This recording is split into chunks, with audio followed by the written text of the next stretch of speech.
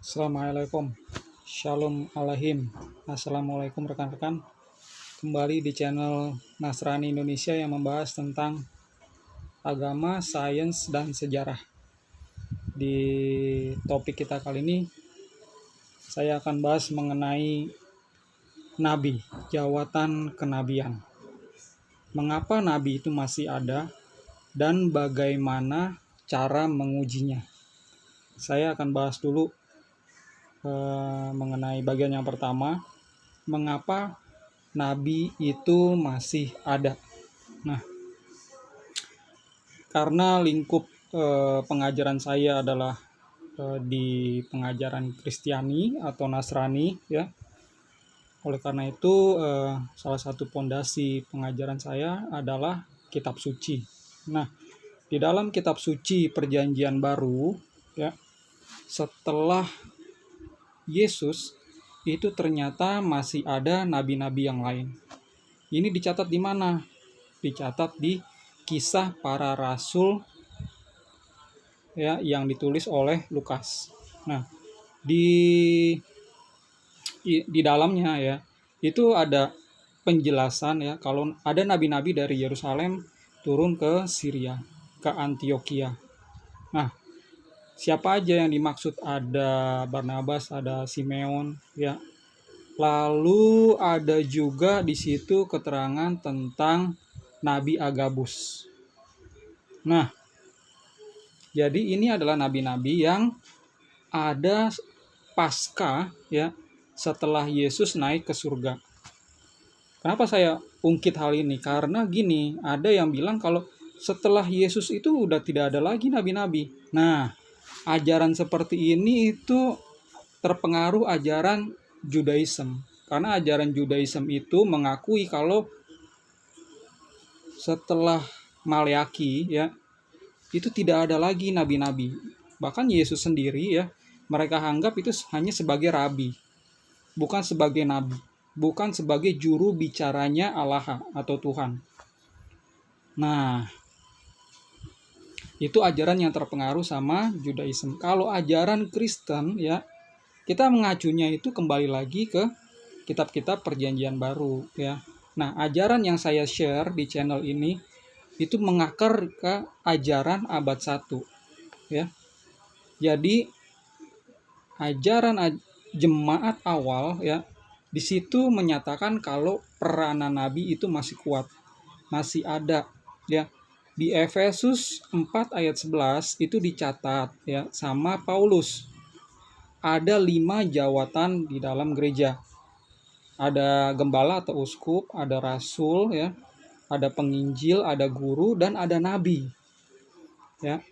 Jadi nabi itu bagian dari jawatan di dalam jemaat, ya. Orang yang peka di dalam komunitas ini adalah orang-orang yang bisa menjadi nabi atau juru bicaranya Tuhan. Begitu loh. Jadi kalau ada yang menganggap di zaman sekarang Kristen sudah tidak ada lagi nabi. Nabi sudah pasti, yang ada adalah nabi palsu. Nah, pendapat seperti ini bertentangan dengan ajaran tertulis di kitab Perjanjian Baru, ya. Gitu, ya. Yesus sebelum dia naik ke surga, dia janjinya apa? Dia janjinya gini, aku senantiasa menyertaimu sampai kepada akhir zaman. Jadi ada kata senantiasa, ada kata juga akhir zaman. Itu artinya memang kalau Yesus ini ingin berbicara, ingin berkomunikasi terus, gitu loh. Sampai nanti kedatangannya kedua kali. Jadi kalau memang ada komunitas yang menganggap nabi itu tidak ada, Tuhan tidak paksakan untuk berbicara lagi kepada mereka, ya. Tuhan tidak mau, ya, memaksakan kehendaknya untuk berbicara kepada komunitas-komunitas yang menganggap enggak. Pokoknya setelah Alkitab Wahyu selesai, tidak ada lagi pewahyuan, tidak ada lagi nabi-nabi. Ya, kalau itu adalah keyakinannya, ya, saya yakin sekali kalau Tuhan tidak berbicara lagi kepada mereka, ya. Tapi dalam keyakinan kami ya, Tuhan masih berbicara. Karena memang itu janjinya, Tuhan senantiasa menyertai jemaatnya sampai kepada akhir zaman. Nah, tinggal ya masalahnya tuh di dalam komunitas jemaatnya itu ya, ada tidak orang yang melatih diri mereka untuk peka. Gitu loh. Ya. Kalau ada ya, dan orang-orang itu melatih diri terus, kepekaannya terasa ya. Orang-orang itulah yang akan dipakai Tuhan untuk menjadi juru bicaranya. Nabi itu sendiri kan artinya adalah juru bicara Tuhan. Gitu ya. Jadi jemaat Yesus ya percaya kalau Tuhan itu ada, Tuhan itu hidup. Nah, jemaat yang ada peran jawatan kenabiannya, orang-orang yang peka ini akan punya telinga yang sangat peka untuk mendengar suara Tuhan atau suara Roh Kudus. Seperti itu. Ya. Di Konsili 1 ya, Kisah Para Rasul 15 itu terjadi konflik kan di antara jemaat. Jadi jemaat non-Yahudi ini perlu disunat atau enggak? Jemaat non-Yahudi ini perlu ngikutin Taurat Musa atau enggak? Ya. Nah, siapa yang mimpin? Yang mimpin adalah uskup Yakobus atau uskup atau kepala Soko Guru yang ada di abad 1 ya. Beliau ini adalah saudaranya Maran Yeshua. Hubungannya apa sama Nabi? Nah, beliau saat memutuskan itu mencatut ya, ini adalah keputusan Roh Kudus juga. Gitu. Jadi ada tertulis di Kisah Para Rasul 15 ya. Keputusannya didukung sama Roh Kudus. Nah, kami meyakini kalau dia itu ya memang juga seorang yang peka ya di antara jemaatnya, sehingga bisa selain sebagai uskup, selain sebagai gembala, juga bisa dipakai sama Tuhan untuk apa? Menjadi juru bicaranya. Gitu. Nah, di zaman sekarang ya banyak sekali orang yang gampang bicara ya. Oh, saya Tuhan berbicara melalui saya. Tuhan bicara tadi malam. Tuhan bicara sama saya barusan. Nah, banyak orang yang seperti ini, dan pada saat mereka mengucapkannya nggak taunya nggak kejadian gitu lah. Ya.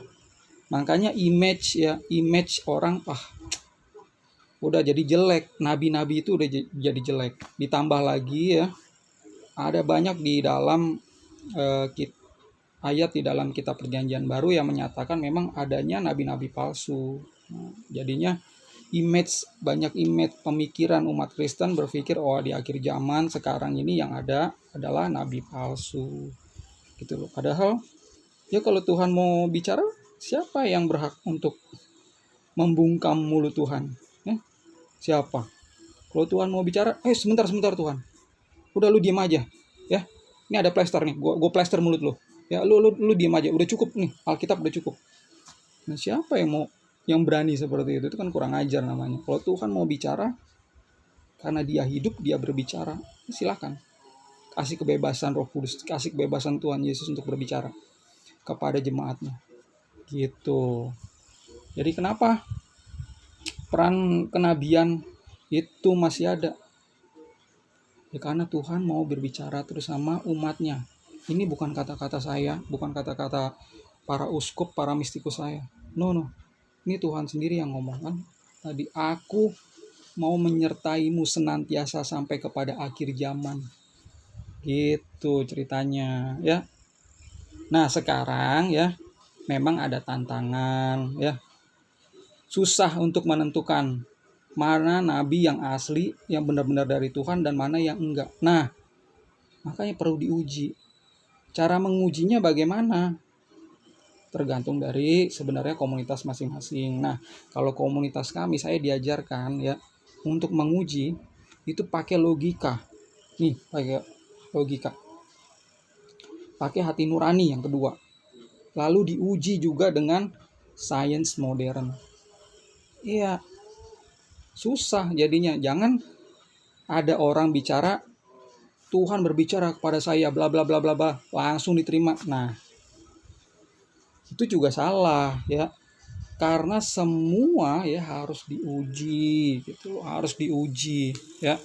Jawatan kenabian ya, itu ya, karunia-karunia Roh Kudus, ada karunia kenabian juga. Semua harus juga diuji, jangan langsung diterima. Nah, sekarang saya kasih contohnya ya. Bagaimana menguji dengan logika. Jadi gini, kalau misalnya ada orang ngomong, Tuhan berbicara sama saya tadi malam ya, kalau besok ya kota Jakarta ini akan ada gempa. Nah, pakai logika. Gimana caranya? Tanyain ke orang itu. Ya, mohon maaf gitu. Itu benar terjadinya gempa itu besok di Jakarta atau bagaimana? Ya, diuji, ditanya gitu. Iya benar, Tuhan berbicara sama saya. Benar-benar gitu. Saya yakin sekali ini adalah suara Roh Kudus. Oke. Ini terjadinya pagi, siang, atau sore, atau malam. Ya, ini terjadinya di Jakarta secara keseluruhan atau Jakarta Pusat aja, utara aja, atau gimana? Ya, logika dipakai. Pokoknya terjadi gitu. Oke, kalau gitu ditunggu ya. Tunggu deh besoknya. Bener nggak? Ternyata nggak kejadian. Gitu. Jadi kesimpulannya apa? Salah kan? Itu yang namanya menguji dengan logika ya. Logika diuji aja gitu, ditanyain terus, tanya ya, lalu buktikan ya. Tungguin, kalau dia ngomong besok tungguin begitu ya. Tapi jangan langsung ya, kalau dia salah jangan langsung bilang dia nabi palsu ya. Kenapa? Karena ada orang-orang yang sebenarnya punya kepekaan tapi belum terlatih ya, jadi dia bisa salah-salah gitu ya. Jangan langsung dicap kalau dia itu nabi palsu gitu. Nah, kita uji pakai logika ya. Lalu contoh yang lain, uji dengan hati nurani.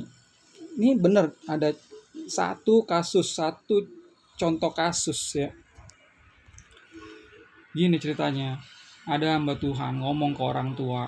Dia bilang gini, kalau Tuhan meminta saya, jodoh saya adalah anaknya bapak ibu. Jadi dia mau kawin sama perempuan gitu. Perempuan. Nah, orang tuanya kan kaget kan. Ini hamba Tuhan datang mau ngelamar anaknya, bawa-bawa nama Tuhan gitu. Anaknya dipanggil. Anaknya nggak mau gitu loh. Kenapa? Pakai hati nurani gitu ya. Nggak srek kok bawa-bawa nama Tuhan, gimana sih gitu. Nah, kita ya yang melihat kasus-kasus seperti ini bawa-bawa nama Tuhan, kenapa gitu.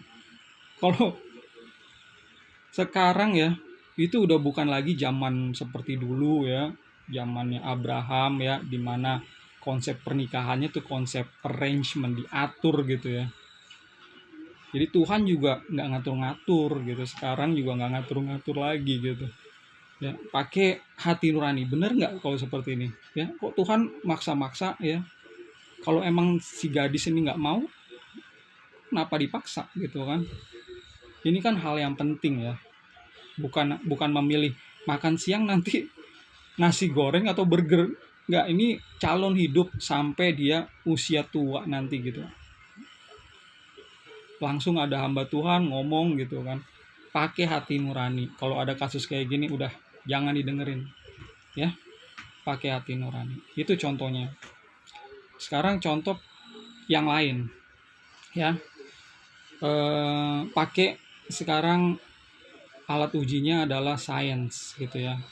Ini terjadi sama uskup saya sendiri ya. Jadi uskup saya waktu saya pelajari materi seminari ya, itu gini,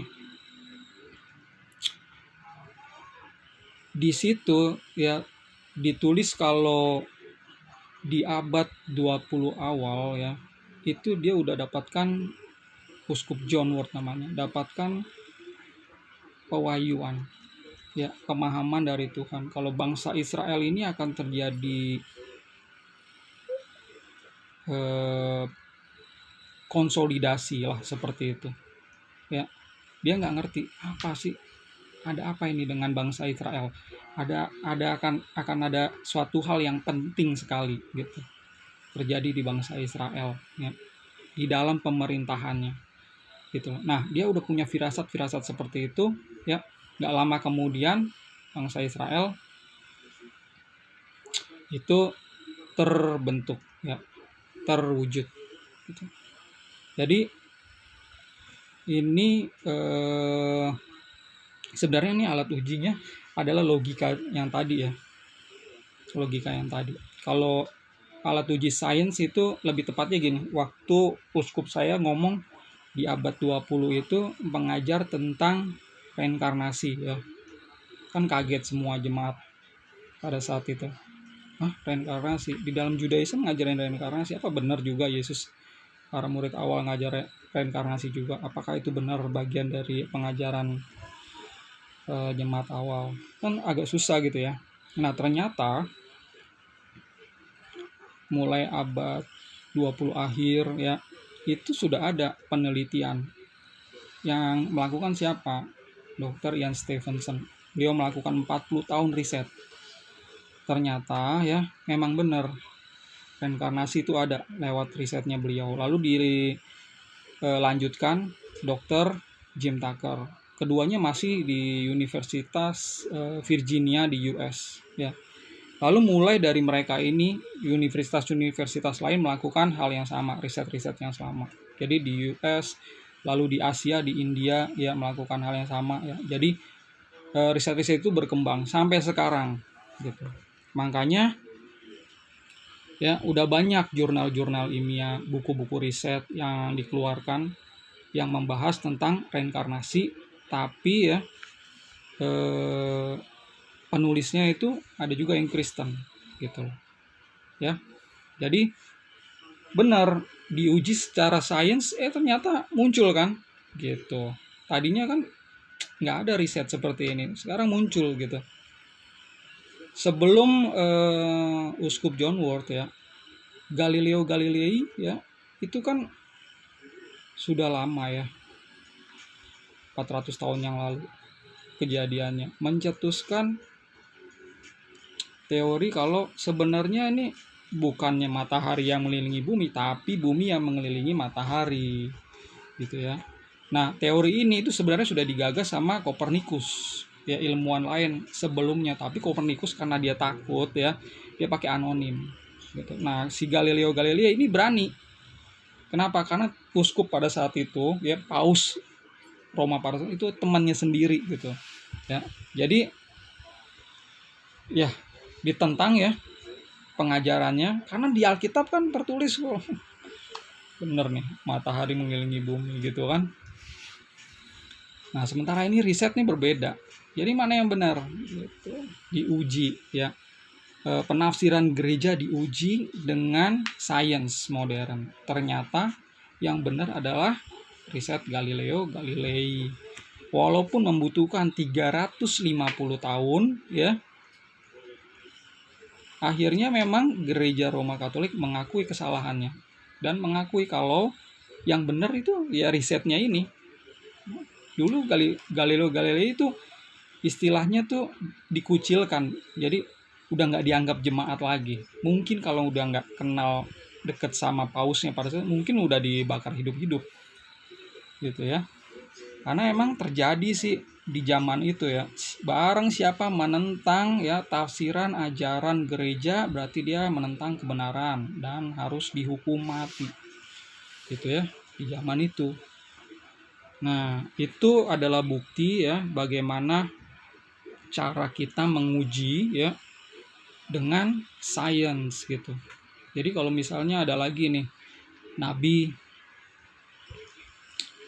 yang bilang gitu ya, wah dia dibawa sama Tuhan ngelihat bumi waktu masa lampau ya, bumi bercahaya seperti bintang, seperti bulan. Nah, itu udah secara sains itu udah ngawur gitu, karena bumi ini planet itu tidak memancarkan cahaya. Yang memancarkan cahaya adalah ya matahari, karena matahari termasuk bintang. Jadi bintang-bintang yang lain mengeluarkan cahaya, bumi enggak gitu. Jadi apa yang dikatakannya itu udah nggak benar karena bertentangan sama sains itu ya. Ada lagi nabi yang ada kasus kan di koran ya, di Bandung ya, dia bicara sama jemaatnya, ini Tuhan Yesus bakal datang, jual semua hartamu ya, jual semua hartamu, kita doa bareng-bareng sama-sama gitu. Nah, jemaatnya yakin, kenapa? Karena ini dia bawa-bawa nama Tuhan kan. Nah, pakai logika gitu kan, bener apa enggak gitu kan, kita tunggu. Nah, pada saat itu ditunggu-tunggu, ternyata nggak bener kan, itu pakai logika. Jadi sekali lagi pakai logika ya, pakai hati nurani dan pakai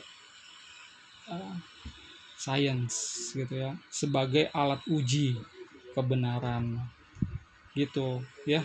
Jangan takut ya untuk menguji, karena semuanya ini perlu diuji gitu. Lalu ada hal lagi yang perlu saya tambahkan di sini, gini ya Bapak Ibu ya, rekan-rekan, yang namanya nabi ini tidak perlu pentahbisan loh ya. Kalau uskup ya di jemaat Yesus di awal ya, itu ada pentahbisannya karena bagian dari keimamatan. Uskup ditabiskan sama uskup, lalu uskup yang baru dia mentabiskan jemaatnya ke jenjang imamat sampai menjadi uskup, terus gitu ya, uskup tabiskan uskup sampai sekarang. Nah, itu gembala. Tapi kalau namanya nabi itu tidak ada pentabisan gitu. Ada orang yang dari kecil memang dia peka ya, kalau dia diasah terus akhirnya kepekaannya itu membawa berkat bagi orang banyak gitu ya. Saya pernah dengar juga kisah ya, seorang jemaat ibu-ibu gitu ya, orangnya sederhana. Kalau ditanya tentang ayat-ayat Alkitab mungkin kurang ini ya, kurang dalam pengajarannya. Memang bukan guru gitu. Nabi itu kadang bukan guru. Nabi ya denger aja peka gitu. Tapi ibu ini peka gitu. Orang datang dia udah tahu masalahnya itu apa gitu, dan dikasih tahu solusinya gitu loh. Itu jadi dipakai sama Tuhan untuk memberkati ya. Pertama, jadi nabi itu tadi ada terus ya, dipakai Tuhan sampai sekarang. Terus nabi nggak perlu ada pentabisan ya, dan nabi juga ya itu ada di semua aliran Kristen ya, kalau memang mau terbuka sama suara Tuhan gitu ya. Nah, yang terakhir saya kasih tahu, mungkin ini sedikit mengejutkan juga. Nabi itu juga ada di luar gereja, di luar kekristenan. Kok bisa? Ya siapa yang mau melarang Tuhan bicara sama orang lain gitu kan? Sama orang yang dari entah berantah gitu kan, agamanya apa ya, nggak tahu tentang Yesus. Cuma kalau Tuhan mau bicara kepada orang itu, ya siapa yang mau menghentikan Tuhan istilahnya gitu ya? Nggak ada yang bisa. Jadi jangan berpikir Tuhan itu hanya milik orang Kristen, Yesus itu hanya milik orang Kristen. Jangan berpikir Roh Kudus hanya milik orang Kristen. Enggak ya, bebas kalau Tuhan mau bicara gitu ya. Makanya saya tuh respect ya, orang-orang yang kerjanya doa gitu ya, puasa gitu, itu saya respect. Mungkin pengetahuan Alkitabnya nggak dalam gitu ya, tapi orang-orang seperti ini ya, itu dipakai Tuhan luar biasa ya. Mereka yang dengar suara Tuhan ya. Bayangin aja tuh ibu yang tadi ya, orang tuh kalau ada masalah dia bisa tahu itu masalah orang itu gitu kan. Dipakai Tuhan yang luar biasa gitu ya. Jadi itulah karya Tuhan. Itulah yang menunjukkan kalau Tuhan itu ada ya. Tuhan masih memakai orang-orang di luar sana gitu ya untuk jadi juru bicaranya gitu ya. Sekali lagi ya, kalau ada komunitas yang bilang ya, ada yang bilang ini gimana sih pengajarannya Nasrani ini, lucu kok ada jemaah, ada nabi zaman sekarang itu lucu gitu ya. Nggak apa-apa gitu kalau kamu ketawa lucu ya. Kalau di komunitas kamu berpikir wah cukup deh Alkitab, cukup lah perkataan rabi-rabi gitu kan, perkataan guru-gurumu, nggak apa-apa gitu kan, udah dalamin itu aja, nggak apa-apa. Nah kalau Tuhan mau bicara ya di luar sana, di luar komunitasmu, kamu juga nggak bisa gitu kan batasi Tuhan ya. Kalau kamu bilang lucu juga ya nggak apa-apa sih ya. Bagi kami ya, Tuhan itu serius ya. Pada saat dia bilang kalau dia senantiasa menyertai umatnya sampai kepada akhir zaman, ya itu benar-benar dia buktikan ya. Nabi itu ya bisa mendapatkan pesan ya lewat visi, berarti dia dalam keadaan sadar, dia dapatin penglihatan. Terus bisa lewat mimpi. Nah mimpi malam hari, paginya dia masih ingat. Lalu ya bisa juga jiwanya itu ditarik, dibawa gitu ke alam-alam, kayak Paulus kan ditarik dibawa ke surga tingkat 3 katanya. Nah itu juga bisa terjadi seperti itu. Atau bisa juga ya dia mendengar suara ya, kayak Samuel tuh dengar suara 3 kali, makanya dia bangun gitu, audible tuh suara gitu. Atau bisa suara lewat hati gitu. Itu nabi-nabi itu seperti itu ya. Nah jadi saya sendiri itu diajar, masih tetap belajar menjadi mistikus lah gitu ya, orang yang peka seperti ini, belajar tingkat masih basic sekali saya. Nah ada orang-orang yang memang dari kecilnya ya emang udah peka gitu, jadi lebih gampang mereka gitu. Orang kan beda-beda ya dipakai Tuhan. Ada yang dipakai Tuhan untuk menginjil, mengajar ya, mengembala ya. Ada yang pakai juga untuk ya nabi ini ya. Jadi ini aja pengajaran dari saya. Kalau misalnya ada yang ingin tanyakan lebih jauh ya, silakan posting pertanyaan di bawah video ini. Oke, selamat sore, salam sejahtera, Tuhan memberkati.